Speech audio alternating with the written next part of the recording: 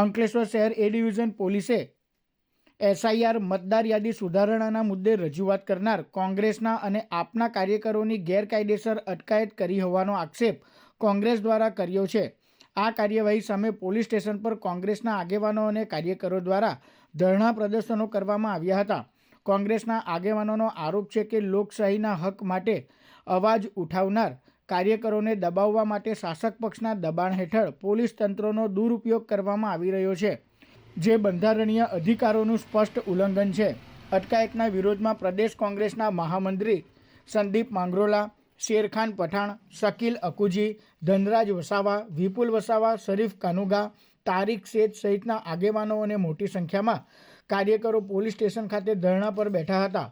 કોંગ્રેસના આગેવાનોએ જણાવ્યું હતું કે જ્યાં સુધી અટકાયત કરેલા કાર્યકરોને મુક્ત કરવામાં નહીં આવે ત્યાં સુધી પ્રદર્શનો ચાલુ રહેશે।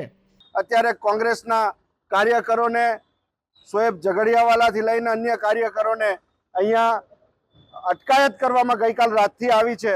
ખરેખર ખોટી ફરિયાદ દાખલ કરી ખોટી અરજીઓના આધારે ભાજપના દબાણ હેઠળ આ ભરૂચના ડીએસપી અને પોલીસ તંત્ર કામ કરી રહેલું છે। ભરૂચ જિલ્લાની અંદર કાયદો અને વ્યવસ્થા જાળવવાને બદલે નશાબંધી હોવા છતાં અહીંયા ખુલ્લેઆમ દારૂની પરમિશન આ એસપીના રાજમાં આપવામાં આવી રહેલી છે। એના ઉપર કાયદો અને વ્યવસ્થા જાળવવાનું કામ કરવાનું મૂકીને ભારતીય જનતા પાર્ટીના એજન્ટ બનવાનું કામ અક્ષયરાજ મકવાણા એસપી ભરૂચ કરી રહેલા છે। ત્યારે એમને અમે ચેતવવા માંગીએ છીએ કે ભારતીય જનતા પાર્ટીનો એક પણ આગેવાન તમને બચાવવા નહીં આવે।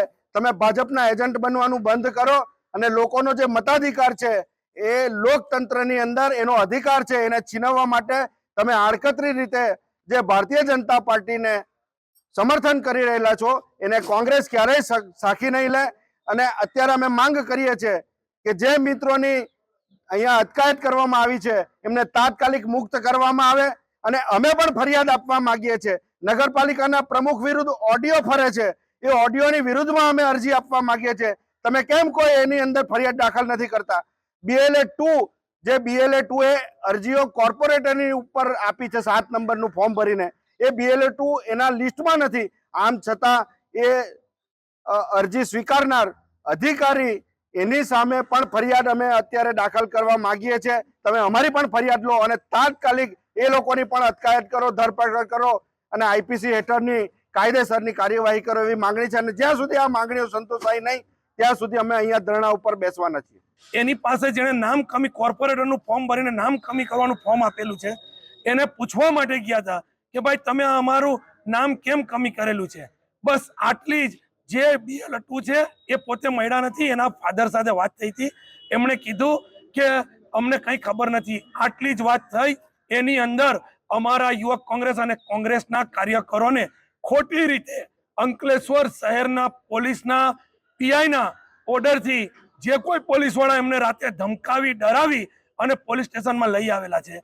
તાત્કાલિક ધોરણે આ લોકોને અહીંથી મુક્ત કરવામાં આવે અને જે લોકોએ રાતે એ લોકોને ડરાવ્યા, ધમકાવ્યા ને ખોટી રીતે એ લોકોને લાવેલા છે એમની પર અમે લોકો કાયદેસરની એ પીઆઈ હોય કે કોન્સ્ટેબલ હોય કે LCBના પોલીસવાળા હોય કોઈ પણ પર અમે લોકો ફરિયાદ કરવાના છે।